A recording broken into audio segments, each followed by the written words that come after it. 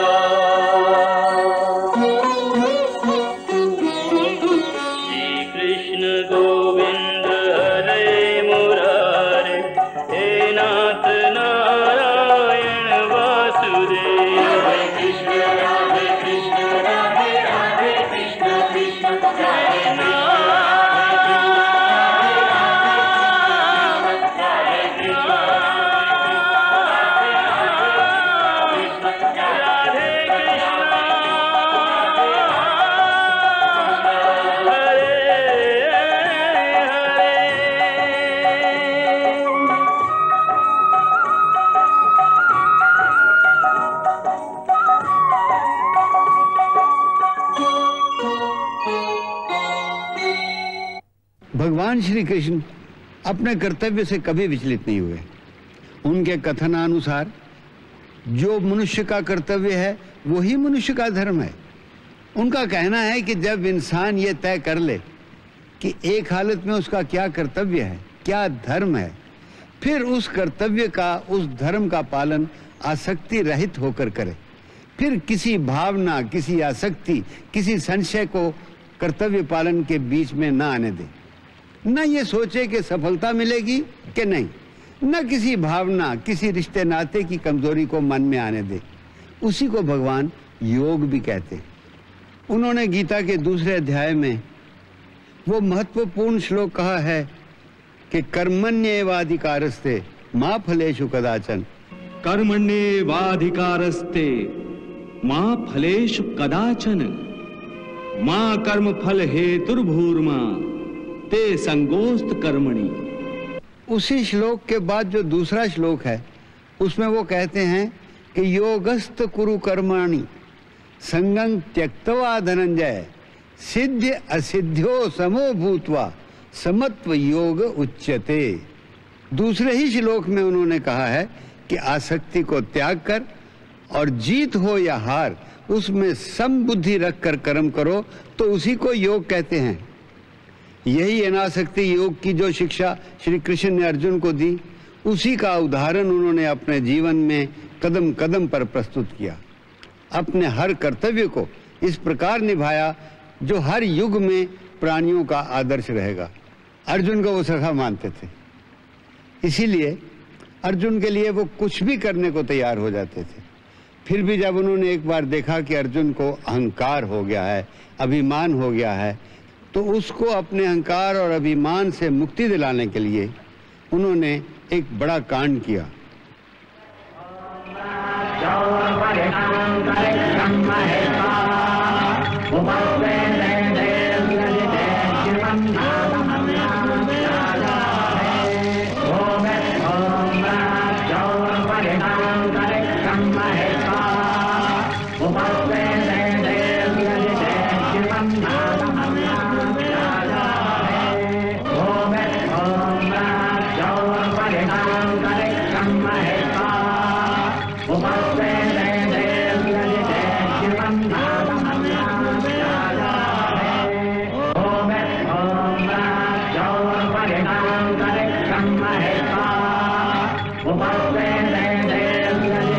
द्वारकाधीश, द्वारकाधीश, द्वारकाधीश, द्वारकाधीश।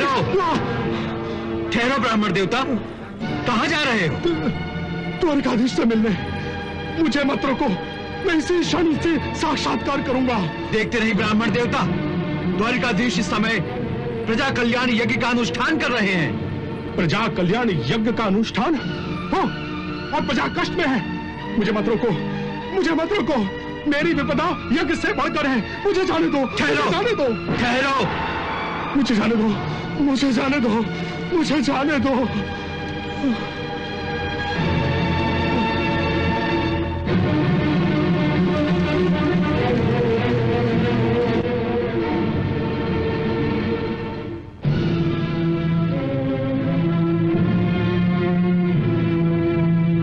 कल्याण यज्ञ में आपका स्वागत है ब्राह्मण देव।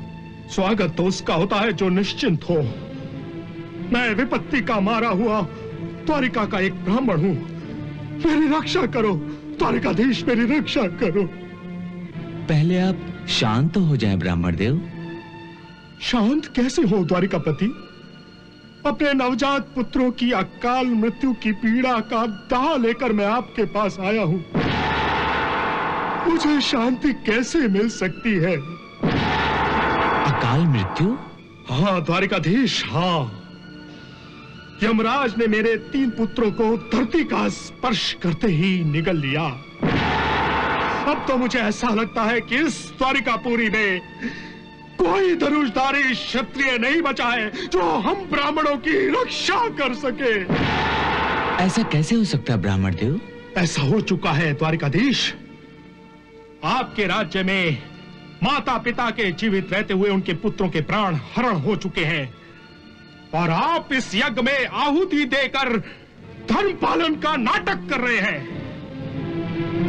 अब तो मुझे पूरा विश्वास हो गया है कि ब्राह्मण द्रोही, धूर्त, कृपण और विषय वासना में लिपटे हुए राजवंश के कर्म फल के कारण ही मुझे पुत्र शोक का दंड मिला है। ये मिथ्यारोप है ब्राह्मण देवता। मिथ्यारोप? आप इसे मिथ्यारोप कहते हो द्वारकाधीश? मैं आपके राजमहल के द्वार पर अपने 3 नवजात पुत्रों की लाश को रख चुका हूं। मेरा हृदय प्रदीर्ण हो चुका है और आप इसे मिथ्यारोप की संज्ञा दे रहे हैं। परंतु ये मेरे सुनने में नहीं आया ब्राह्मण देव। कैसे आ सकता है? कैसे आ सकता है द्वारकाधीश? आपके चाटुका सेवा की सत्य को आप तक कैसे पहुंचाते जानते हैं? हिंसक, दुष्चरित्र और अजितेंद्र राजा को स्वामी मानकर पूजने वाली प्रजा को भी मेरे ही जैसे दुखों का सामना करना पड़ता है। उनके द्वार पर संकटों के पहाड़ खड़े रहते हैं। वही भोग मैं भी भोग रहा हूं द्वारकाधीश, मैं भी भोग रहा हूं। अब तो मुझे ऐसा लग रहा है कि द्वारिका में क्षत्रिय वेश में नटों का साम्राज्य हो गया है। आप यदुवंशीय क्षत्रिय होने का ढोंग भर करते हैं। वास्तव में आप क्षत्रिय है ही नहीं। ये असत्य है ब्राह्मण। असत्य है तो आप अभी और इसी क्षण उत्तर दें कि मेरे नवजात पुत्रों की अकाल मृत्यु किसके अपराध का प्रतिफल है? बताएं। फल तो कर्म का ही निश्चित होता है ब्राह्मण देवता। परंतु शास्त्र और श्रुति का तो यही मत है कि राजा के ही कर्म दोष से राज्य में अबोध बालकों की अकाल मृत्यु होती है।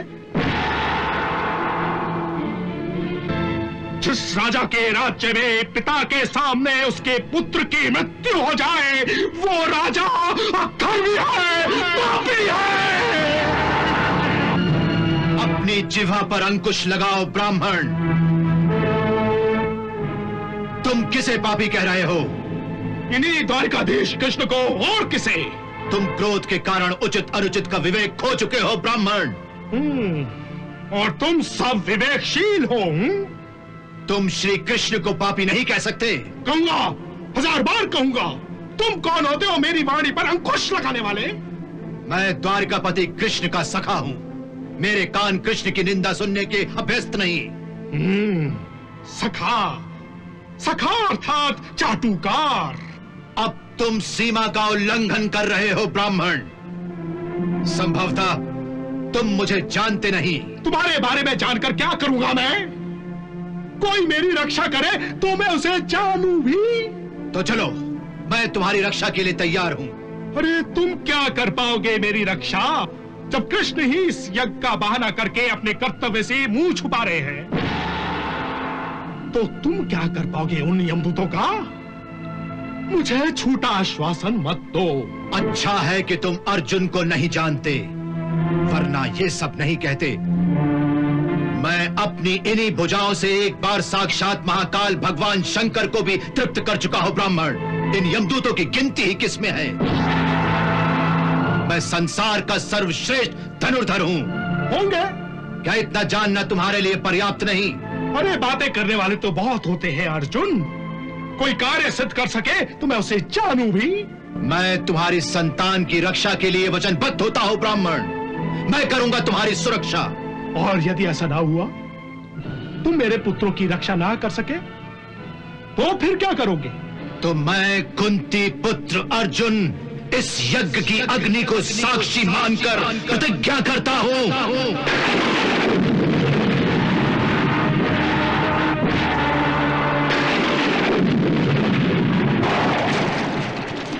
यदि मैं इस ब्राह्मण की संतान की रक्षा न कर पाया तो अग्नि में प्रवेश कर अपने प्राण त्याग दूंगा।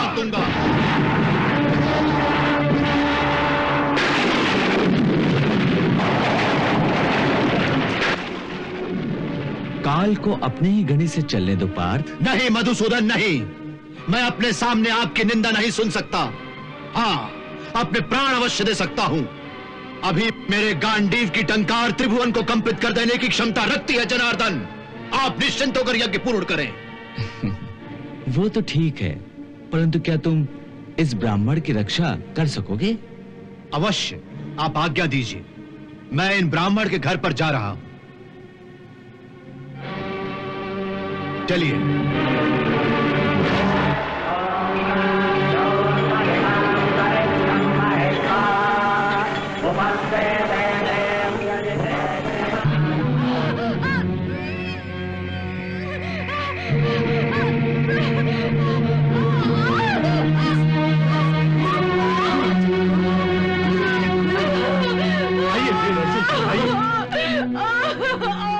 तो यही है आपका घर ब्राह्मण देव? हाँ गांडीवधारी अर्जुन।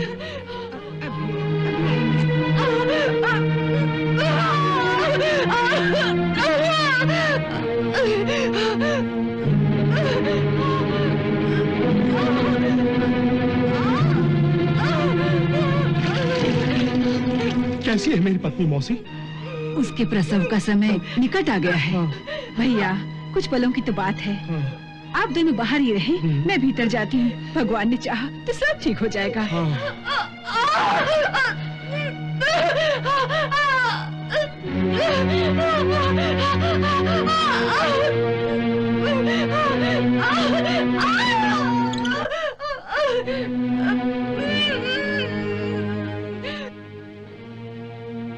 हे गांडीवधारी अर्जुन, मेरी आपसे विनती है कि आप अपनी शक्ति और सामर्थ्य से मेरे संतान की रक्षा कीजिए।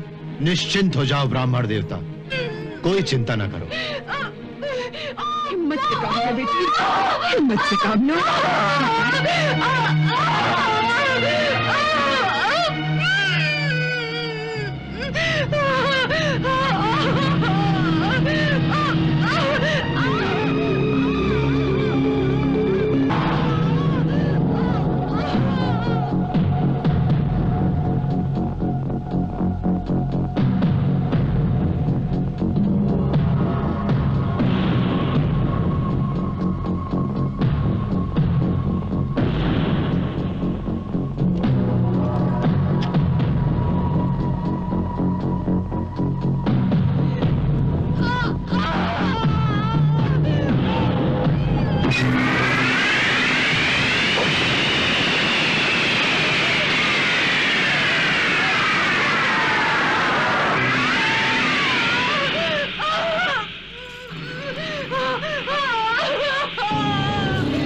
मेरा ये बाणों का कवच आपके घर को पूर्ण सुरक्षित रखेगा।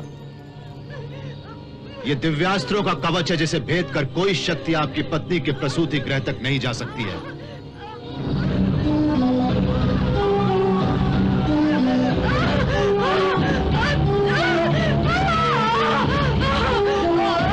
परंतु जहां इस कवच को भेद कर कोई प्रवेश नहीं कर सकता है, वहीं इस कवच के बाहर भी कोई नहीं जा सकता है।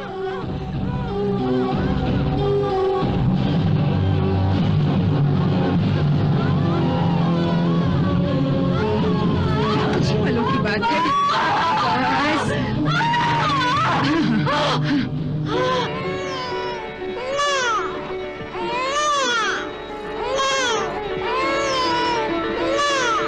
ब्राह्मण देवता, आपकी संतान ने जन्म ले लिया है और वो पूर्ण सुरक्षित भी है। मैंने कहा था ना कि मैं आपकी संतान की रक्षा करूंगा। मैंने आपकी रक्षा की है ब्राह्मण देव। जाओ ब्राह्मण देव, अपनी संतान के दर्शन तो कर लो।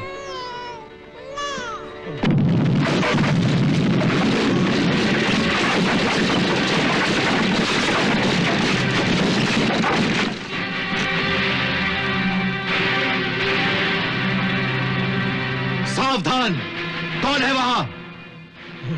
बच्चा, देव मेरे बच्चे को उठा कर ले गए।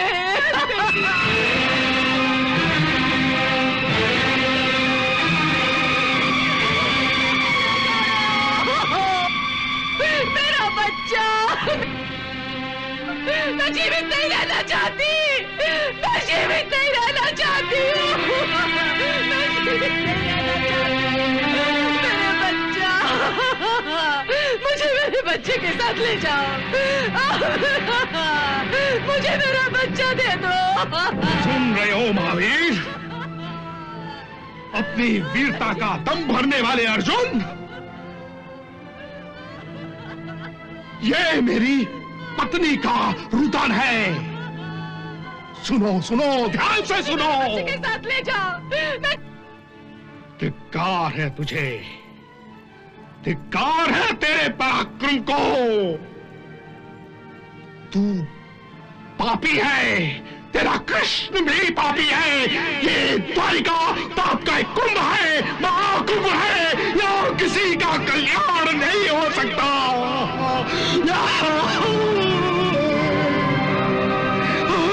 मेरा बच्चा, मेरे बच्चे।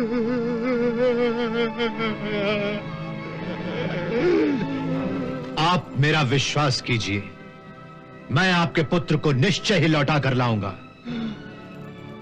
फिर वही अहंकार, अरे जिसे प्रारब्ध ने मुझसे छीन लिया। तेरे सामने ही मेरा बच्चा चला गया और तू मुझसे कह रहा है कि तू मेरा बच्चा वापस ला कर देगा। अरे मुझे मूर्ख क्यों बना रहा है तू?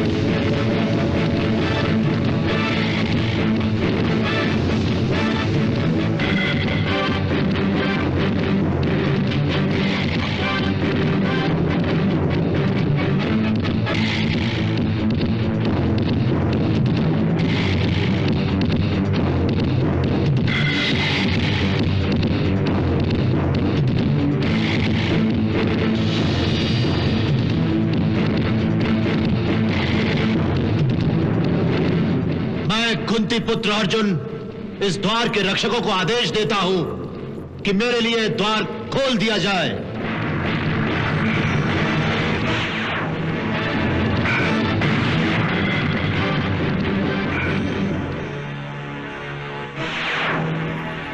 हे मानव, ये संयमनीपुरी का द्वार है। यहां यमराज का शासन है। ये स्थान मृत्युलोक के प्राणियों के लिए वर्जित है। यहां कोई सदैव प्रवेश नहीं कर सकता। तुम्हारा अभी इस द्वार में प्रवेश करने का समय नहीं आया है, इसलिए तुम वहीं लौट जाओ जहां से आए हो। परंतु मैं वैष्णवी विद्या का स्नातक हूं और उसी विद्या के सहारे मैं यहां तक आया हूं। तुम्हें मेरे लिए द्वार खोलना ही पड़ेगा। संयमनीपुरी के द्वार यमराज की आज्ञा के बिना नहीं खुलते, इसलिए तुम वहीं लौट जाओ जहां से आए हो। मैं उस ब्राह्मण पुत्र को वापस लिए बिना नहीं जा सकता जिसे मैंने आकाश में उड़ते हुए देखा था। द्वार खोल दो। हठ ना करो मानव, मैं फिर कह रहा हूं, जहां से आए हो वहीं लौट जाओ। ये द्वार नहीं खुलेंगे, नहीं खुलेंगे ये द्वार।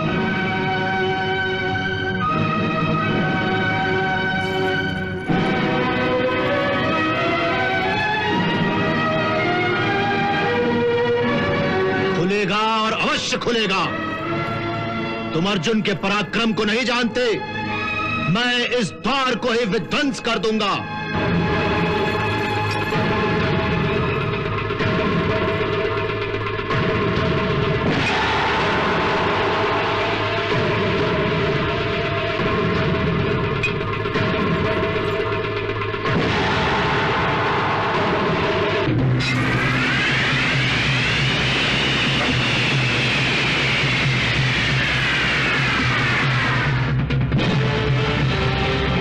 मैं विवश हो गया हूं ब्रह्मास्त्र चलाने पर।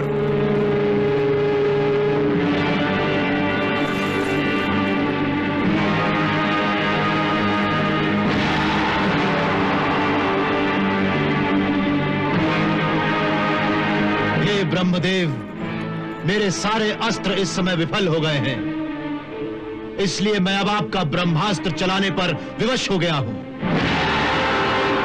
जानता हूं कि इस ब्रह्मास्त्र के छूटते ही आपकी बनाई हुई कई धरतियों और कई लोगों का विनाश हो जाएगा। ये संयमनीपुरी भी एक खंडहर बन जाएगी। परंतु मेरे पास और कोई साधन नहीं रहा जिससे मेरी प्रतिज्ञा पूरी हो सके। इसलिए हे देव, मुझे क्षमा कर देना।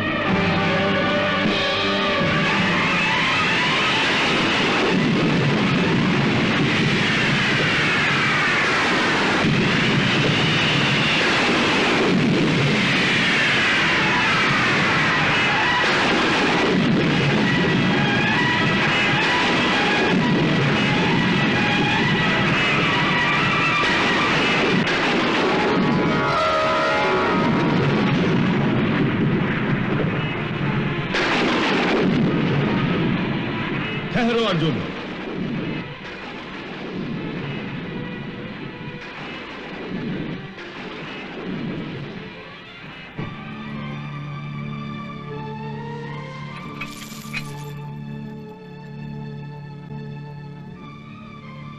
प्रणाम है धर्मपिता। तुम्हारा कल्याण हो वत्स। परंतु ये क्या करने जा रहे थे? ब्रह्मा की सृष्टि का विनाश किस लिए? एक ब्राह्मण बालक के लिए? हे धर्मपिता, यह केवल एक ब्राह्मण बालक का प्रश्न नहीं है, यह मेरी प्रतिज्ञा का प्रश्न है। और अपनी प्रतिज्ञा की पूर्ति के लिए जो भी बाधा मेरे रास्ते में आए उसे मिटा देना मेरा धर्म। धर्म की बात करते हो तो यह क्यों भूल गए कि किसी एक धर्म का पालन करने के लिए उससे भी बड़े धर्म का बलिदान नहीं किया जाता। उससे भी बड़ा धर्म? हां, किसी भी मानव को ब्रह्मास्त्र समस्त लोगों के कल्याण और धर्म की स्थापना के लिए प्रदान किया जाता है। इस प्रकार अपने स्वार्थ के लिए, सृष्टि का विनाश करने के लिए नहीं। मेरे स्वार्थ के लिए? निश्चय ही। इस समय तुम केवल अपने एक छोटे से स्वार्थ के लिए उस महाविनाशक शक्ति का प्रयोग करने जा रहे थे। तुम्हारा स्वार्थ है तुम्हारी प्रतिज्ञा, और उस प्रतिज्ञा को पूरी न करने की कीमत है तुम्हारे जीवन की आहुति। इसका अर्थ है कि केवल अपना एक जीवन बचाने के लिए तुम कई सृष्टियों में हाहाकार मचा देना चाहते थे। क्या इसे धर्म पालन कहते हैं? जहां दो धर्म टकराएं, वहां वही रास्ता अपनाओ जिससे बाकी संसार का कल्याण हो। इसलिए एक मृत बालक को जीवित करने की हट को छोड़ो और इस ब्रह्मास्त्र को अपने तुड़ीर में वापस रख दो। मैंने इसकी शक्ति वापस ले ली है। अब ये तुम्हारे काम नहीं आएगा। इसका अर्थ यह है कि इस अवस्था में मेरी सहायता कोई देवता नहीं कर सकता? जो देवताओं के भी देवता हैं वो भगवान श्री कृष्ण इस समय धरती पर ही हैं। वही तुम्हारी सहायता कर सकते हैं।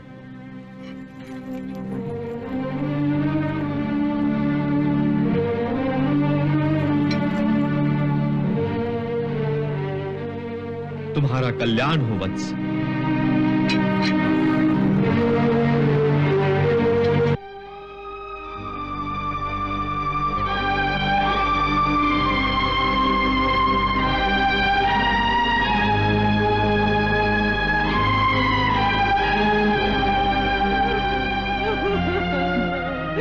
मेरे बच्चे।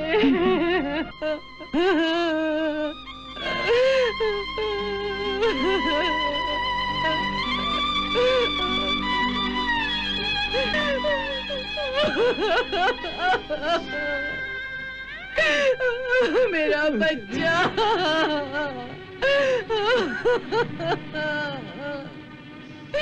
देखो देखो नगरजनों, देखो मेरी संतान की रक्षा करने वाले, साक्षात मृत्यु को जीतने वाले इस अर्जुन को देखो। इसके पराक्रम से भगवान महादेव शंकर भी प्रसन्न हुए थे।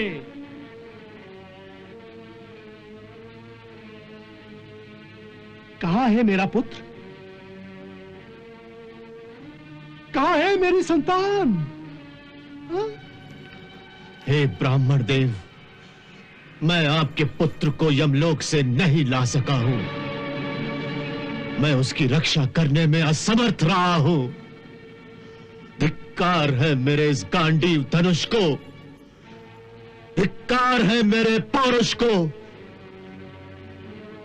हे ब्राह्मण, मैं अपनी प्रतिज्ञा का पालन करूंगा। मुझे जीवित रहने का कोई अधिकार नहीं है। मैं अग्नि में प्रवेश करूंगा।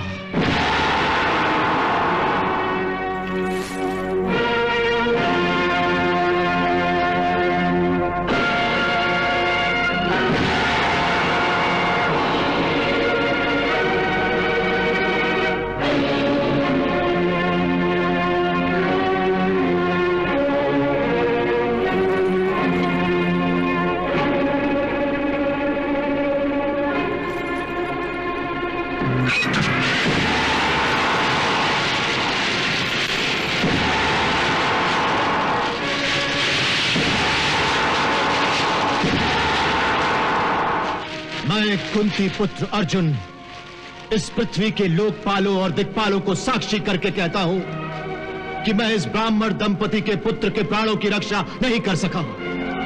मैं अपनी प्रतिज्ञा पूरी न करने का अपराधी हूं। इसलिए आज मैं अपने पितरों की मान और मर्यादा की रक्षा के लिए स्वयं को इस अग्नि को समर्पित करता हूं।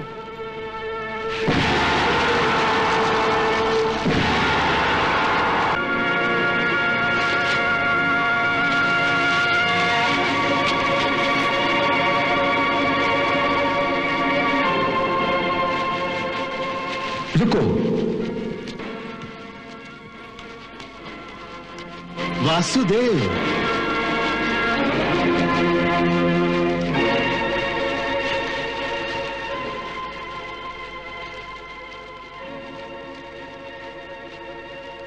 मुझसे क्या कहकर जा रहे हो सखा अर्जुन? मैं अपने धर्म पालन में असफल रहा जनार्दन। मैं जानता था अर्जुन। तो फिर मुझे अब अपनी प्रतिज्ञा का पालन करने दीजिए मधुसूदन। तुम्हारी प्रतिज्ञा के पीछे क्या है तुम जानते हो पार्थ? क्या है जनार्दन?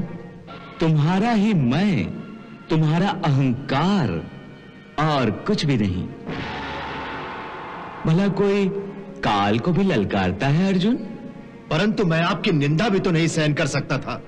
क्यों नहीं सहन कर सकते? निंदा ही तो परिष्कार की जननी होती है।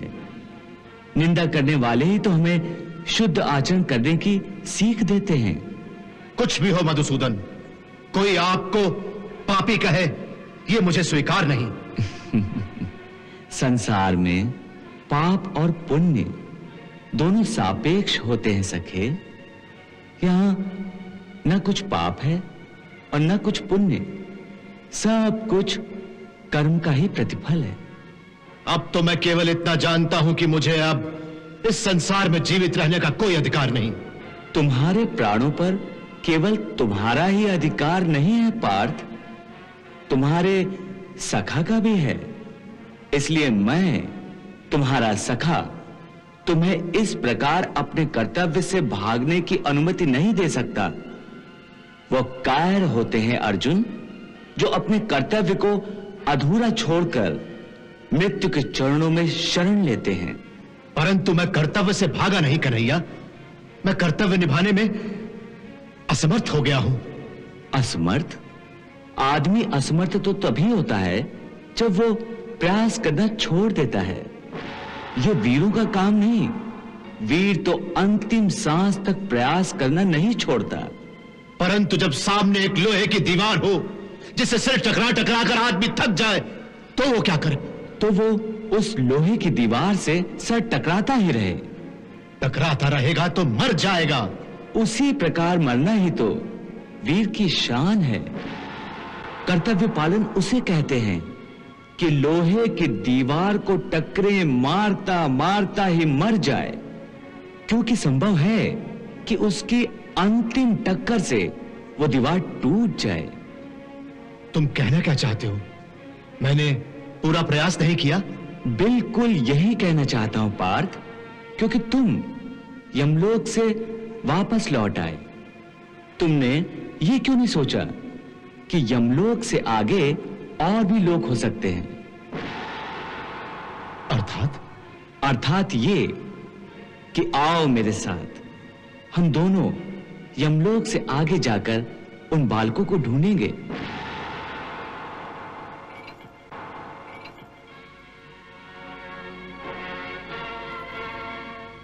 हे ब्राह्मण,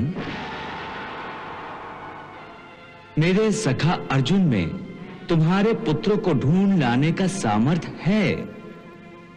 वो अपनी प्रतिज्ञा अवश्य पूरी करेगा। तुम धीरज रखो और हमारे लौटने की प्रतीक्षा करो। चलो अर्जुन।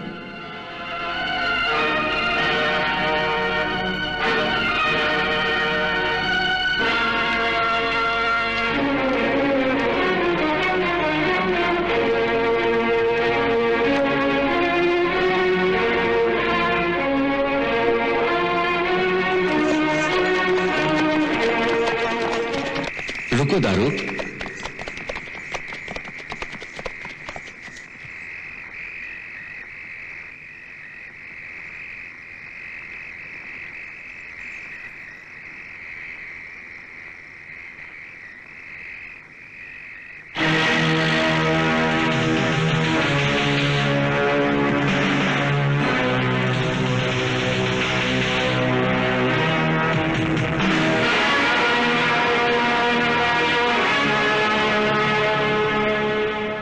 दारुक, तुम यहीं ठहरो। अर्जुन, यहां से तुम इस रथ के सारथी बनो। जो आज्ञा मधुसूदन।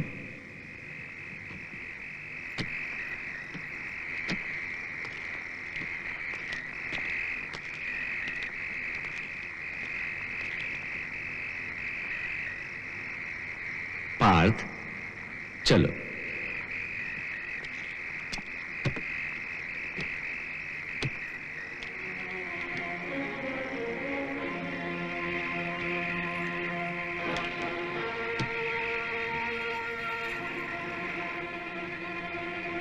चलो रथ।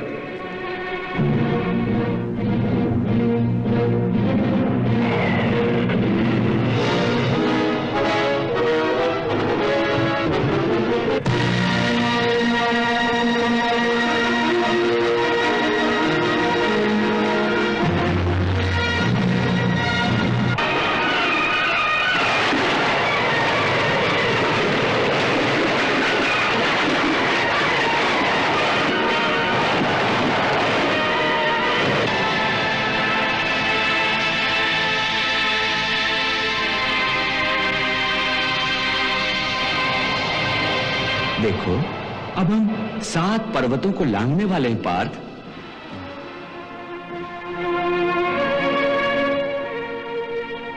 वासुदेव, आज जैसा निराश मैं पहले कभी नहीं हुआ था।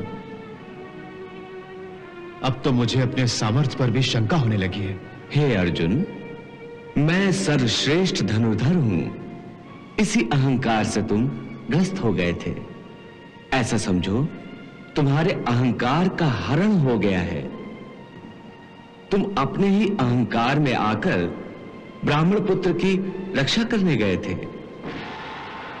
तुम्हारी कल्पना थी कि तुम मृत्यु को भी जीत सकते हो। अरे, तुम ये भूल गए थे कि इस संसार में एक ही परम सत्य है, वो है मृत्यु, जिसे कोई नहीं जीत सका, न तुम और न मैं। कदाचित इसलिए तुम्हारे अहंकार का हरण करने के लिए यमलोक का द्वार तुम्हारे लिए नहीं खुला और तुम्हें अपने ही अहंकार से परास्त होकर यमलोक से वापस लौटना पड़ा। वासुदेव, मुझे और लज्जित न करो। चलो पार्थ।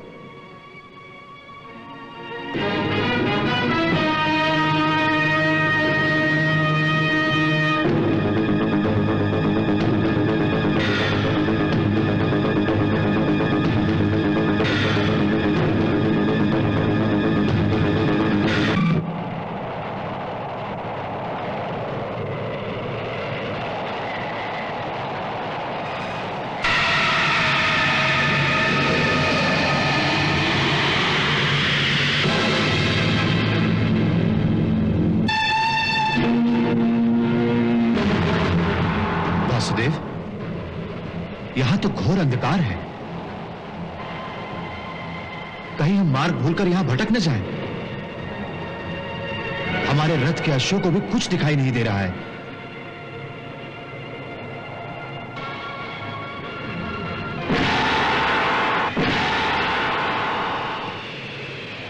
जाओ सुदर्शन, अपने ज्योतिर्मय तेज से इस घनघोर अंधकार को भेद कर हमारा मार्ग प्रकाशित करो।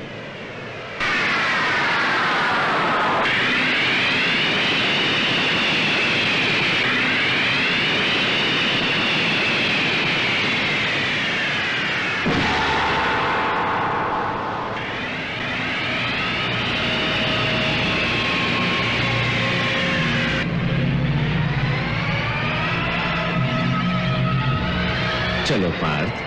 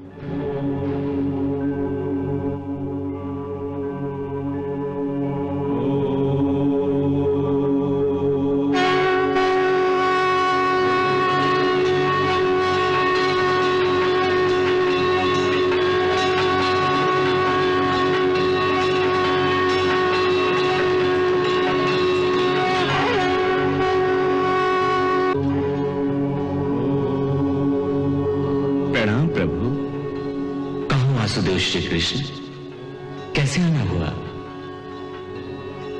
आपका दर्शन लाभ लेने और अपने सखा अर्जुन को कुछ बताना भी था। अर्जुन, श्री कृष्ण के साथ तुम्हें भी मेरा दर्शन हुआ है। मैंने ही तुम्हें यहां बुलाया है। तुम्हारे रथ को 4 अश्व खींच कर लाए हैं। ये सभी 4 दिशाओं के प्रतीक हैं। तुम्हारा रथ तुम्हारे मन का प्रतीक है। मन पर जब अंकुश नहीं रहता तो इन्हीं 4 दिशाओं में भटक जाता है। और जब मन को श्री कृष्ण जैसा रथी मिल जाए, अर्थात अंकुश मिल जाए, तो वो अपने आप वश में हो जाता है। तुमने 7 पर्वत पार किए थे। ये मनुष्य जन्मों के प्रतीक हैं। 7 जन्मों में भी मानव बिना श्री कृष्ण की कृपा के भवसागर से मुक्त नहीं हो पाता। परंतु जो श्री कृष्ण का हाथ पकड़ लेता है वो तो क्षण मात्र में ही मुक्त हो जाता है। हे अर्जुन, तुम अंधकार से भरी काल रात्रि से होकर आए हो। यह अंधकार तुम्हारे ही अहंकार का प्रतीक था।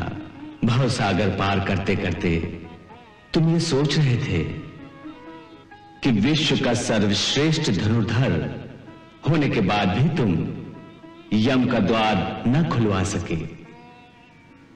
यह अंधकार मेरी ही महामाया का प्रतीक है। यही सब कुछ जन्म लेता है और इसी में सब कुछ नष्ट हो जाता है।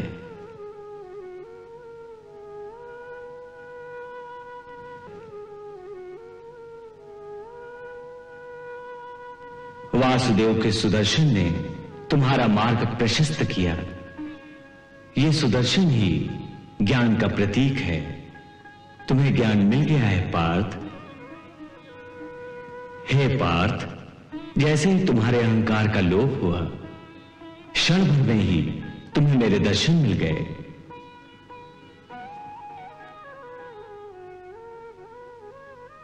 मुझे क्षमा कीजिए दीननाथ। मेरे अपराध का दंड उस ब्राह्मण को मत दीजिए। उसके पुत्र हमें लौटा दीजिए दीननाथ। अरे, तुम दोनों को यहां लाने के लिए ही मैंने उस ब्राह्मण के 4 पुत्र अपने लोक में बुलाए हैं।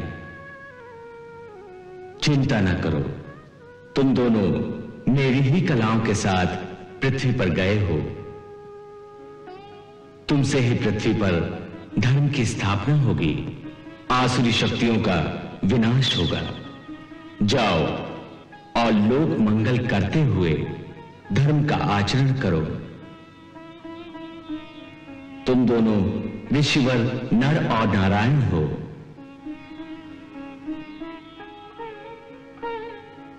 पृथ्वी लोक के भार रूप अधर्मियों का संहार कर शीघ्र से शीघ्र तुम दोनों मेरे पास वापस लौट आओगे।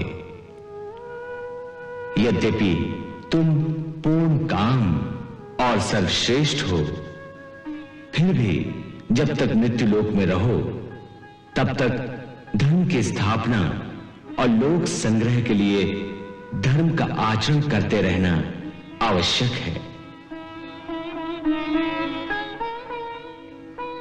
जिससे संसारी तुम्हारे सत्कर्मों का अनुसरण करते रहे। आपको कोटि कोटि नमस्कार प्रभु, आपको कोटि कोटि नमस्कार। लो, हम तुम्हें ब्राह्मण के सारे पुत्र वापस लौटा देते हैं।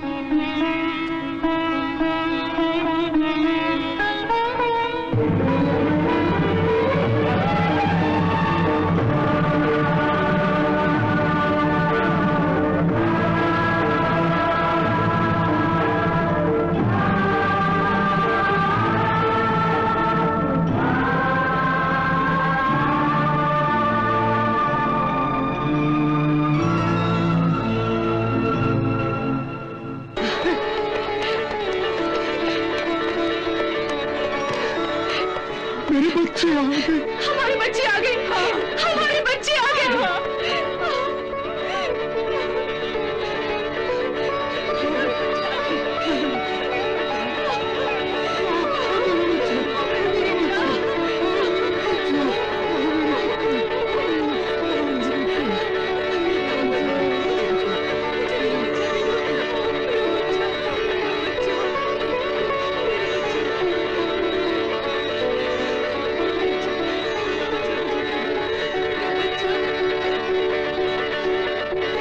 मैं नहीं जानता कि तुम कौन हो, कहां से आए हो, परंतु इतना अवश्य जानता हूं, तुम जो भी हो इस लोक के नहीं हो, क्योंकि जो कार्य तुमने कर दिखाया है वो इस धरती के मानव के लिए असंभव है, असंभव। मैंने पीड़ित होकर, आवेश में आकर तुम पर जो भी आरोप लगाए, जो भी कटु शब्द कहे, वो शब्द मिथ्यारोप था। उसके लिए कुछ गरीब ब्राह्मण को क्षमा कर दो, क्षमा कर दो द्वारिकाधीश, क्षमा कर दो द्वारिकाधीश, क्षमा कर दो द्वारिकाधीश, क्षमा कर दो द्वारिकाधीश।